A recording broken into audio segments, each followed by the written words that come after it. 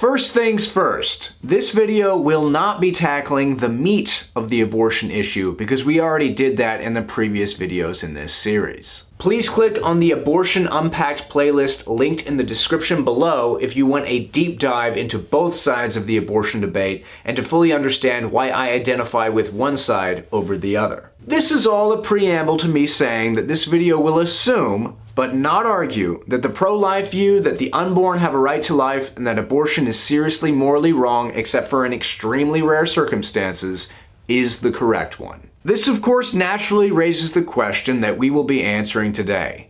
Is abortion murder? My answer is, well, it depends. Let me explain what I mean by spoiling the ending of the movie Ender's Game. Once upon a time, an alien race known as the Formics invaded Earth and nearly conquered it, but were defeated by a genius admiral named Mazer Rackham. Ever since Mazer Rackham's victory, Earth's planetary defense leaders have been searching for another brilliant military mind, for they fear that the Formics will attempt to plunder Earth once again. In order to find this military mind, leaders like Hiram Graff have determined that children are the best talent pool to look to.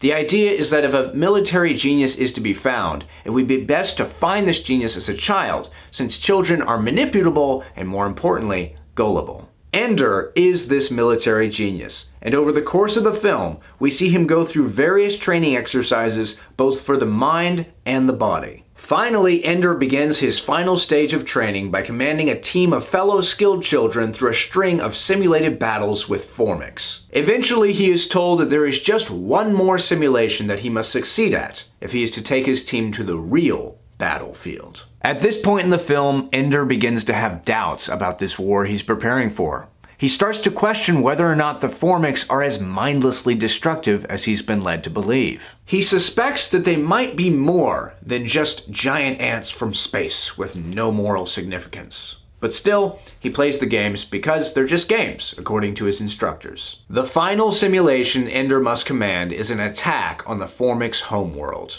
The simulation is more challenging than all the others he and his team have been put through, but in the end, Ender ends the Formic world. However, something isn't right. What is this?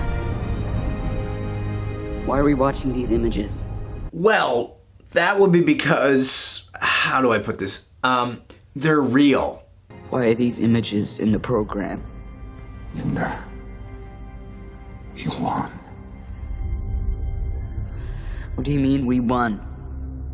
Remember what I said about children being gullible? Well, Ender, as it turns out, hasn't been playing a game all along. He's just been told that it's a game. I beat him. He runs the simulations. He said it was a game. It was them or us, Ender. There was no other way. In this moment, Ender is lauded as a hero, but he isn't going to be fooled again. Stay away from me! You lied! Son, we were afraid if we told you, you You might... what, refuse to play? I've killed an entire species. Ender technically committed genocide in this film. But does that mean he's a murderer? I say that he is not, because he did not understand the reality of what he was actually doing. The murderers in the film were the adults who lied to Ender, knowing that he would not participate in their schemes if he knew the truth behind them. Most women who get abortions may know that something doesn't feel quite right about what they're doing, but they go through with it anyway because their doctors and our culture have told them that abortion is a procedure no more morally significant than removing an appendix. Women are not provided with any of the information or arguments I have provided in this series because then they might have second thoughts. No, instead they are told that aborting the baby inside them is like killing a bug. It doesn't matter. So are women who get abortions murderers? I would say, by and large, no. Because they often, like Ender, do not fully understand the reality of what they are actually doing. The murderers are the doctors who perform the abortions, as well as the devious boyfriends who often pressure their girlfriends into getting abortions. As for those influential celebrities and politicians who go out of their way to push the pro-choice message, while they can't be called murderers in a direct sense, they can certainly be accused of telling a rather big lie. Now, some women who get abortions definitely are murderers. Some women really do understand the reality of abortion and will sacrifice their child knowing that's what they're doing and that it's the wrong thing to do. To put it another way, a woman who walks into a Planned Parenthood and says the following is a murderer. Look, I want to be a movie star, but this whole having a child thing is really putting a cramp in my style, Doc. Do you think you could flesh the kid for me? I'd much rather have a Golden Globe. Such women are rare, but they do exist and should be seen for what they are. To close, ladies and gentlemen, I'd like to play a few videos of a former abortionist describing how abortions are performed and why he quit doing them. Dr. Levatino washed his hands in the blood of over 1,000 children before he realized the error of his ways. Now he spends his time trying to atone for his wrongdoing by opening the eyes of the public to the reality behind the pro-choice propaganda game that even he, a doctor who literally performed abortions, bought into for so long. Up until this point, my videos have focused on unpacking and constructing arguments on the subject of abortion, but none of them have taken the time to actually describe the procedure itself. It's time to understand just exactly what happens. What I play here is the truth. It's time to see the game for what it really is. Ender. I'll now begin by introducing today's witnesses. The first witness is Dr. Anthony Levatino. Dr. Levatino is a board-certified obstetrician gynecologist. Over the course of his career, Dr. Levatino has practiced obstetrics and gynecology in both private and university settings, including as an associate professor of OB/GYN at the Albany Medical College. And Dr. Levatino, we'll begin with you. Welcome. Thank you, Chairman and members of the committee. I only have 5 minutes, so I'm going to get right to it. Second trimester D&E abortions performed between roughly 14 and 24 weeks of gestation. Your patient today is 17 years old. She's 22 weeks pregnant. Her baby is the length of your hand plus a couple of inches. And she's been feeling her baby kick for the last several weeks, but she's asleep on an operating room table. You walk into that operating room scrubbed and gowned, and after removing laminaria, you introduce a suction catheter into the uterus. This is a 14 French suction catheter. If she were 12 weeks pregnant or less, basically the width of your hand or smaller, you could basically do the entire procedure with this. But babies this big don't fit through catheters this size. After suctioning the amniotic fluid out from around the baby, you introduce an instrument called a Sofer clamp.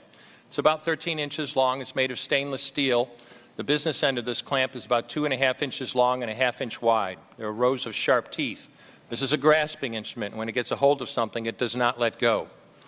A D&E procedure is a blind abortion, so picture yourself introducing this and grabbing anything you can blindly and pull, and I do mean hard, and out pops a leg about that big, which you put down on the table next to you.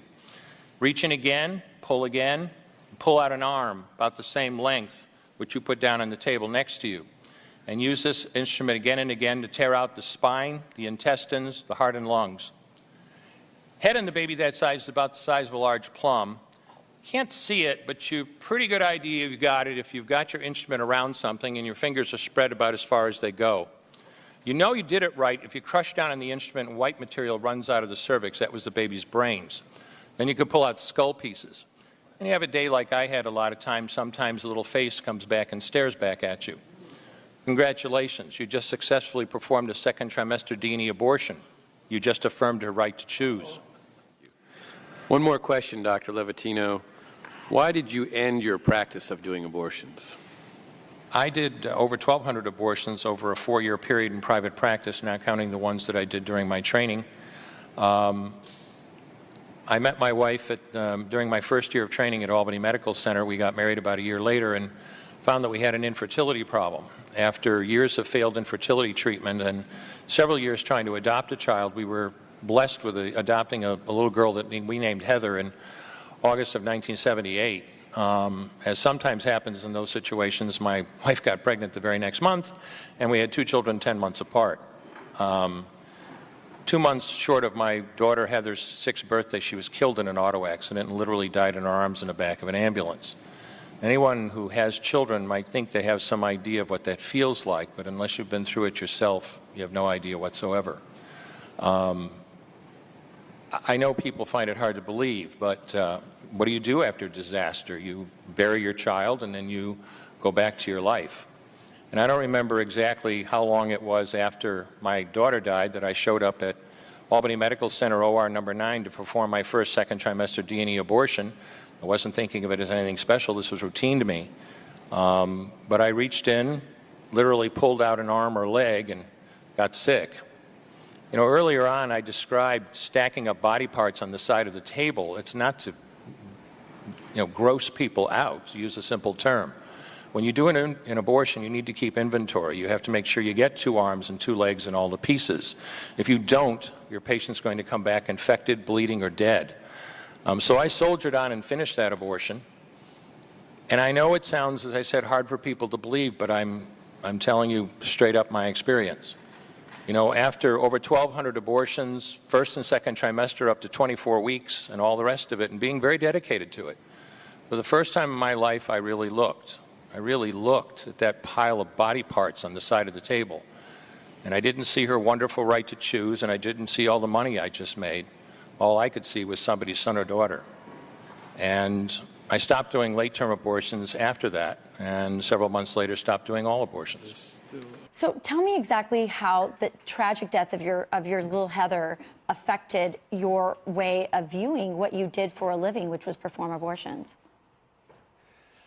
After losing your own child and then realizing you're the kind of person that will take money to kill other people's children, continuing as an abortionist was absolutely impossible, and I walked away from the abortion industry.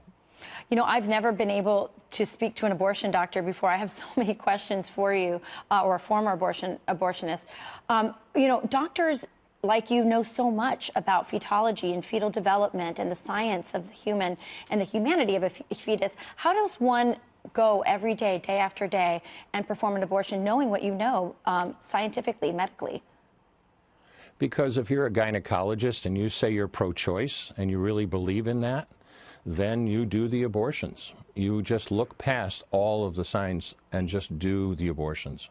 So when you had this change of heart, you obviously had to tell the people in your practice, the other doctors. What was their reaction? But more importantly, has your story changed the minds of other abortionists? Is there a movement at all within that community to kind of see it a different way now? Many people that were involved in the abortion industry have walked away for various reasons. I mean, in my case, I lost my daughter. A friend of mine walked away because he literally one day, putting a fetus back together to make sure everything was there, he literally said, "What am I doing?" Another doctor that I know, his daughter had attended a talk about abortion, and when she went home to her parents that night, said, I can't understand how anyone could do that to a little baby. And her father was so afraid she would understand what he was doing that he quit. Big quit. So that's happening a lot.